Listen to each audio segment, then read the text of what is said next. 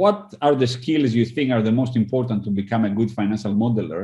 I asked the same question like a few weeks ago on LinkedIn, and that's what I got as a result. So the majority voted for Excel functions and tools.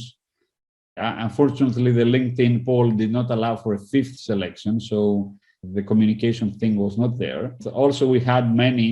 So the second one in terms of ranking was the commercial thinking. And actually what I believe, many times the answer we give in this question really depends on where we feel stronger or where we feel weaker, and we want to improve it. So if we think that we have strong accounting skills, we say that the accounting is the most important. We are not very good with Excel. We think that Excel is the most important.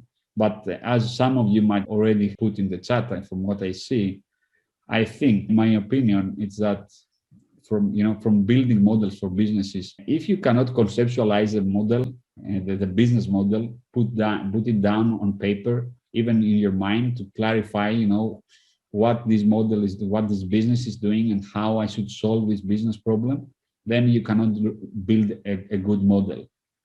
Okay, so essentially you have to possess all these skills. So finance, accounting, commercial thinking, good communication skills, because it really matters to be able to communicate with the client and get input from the client regarding how the business is working.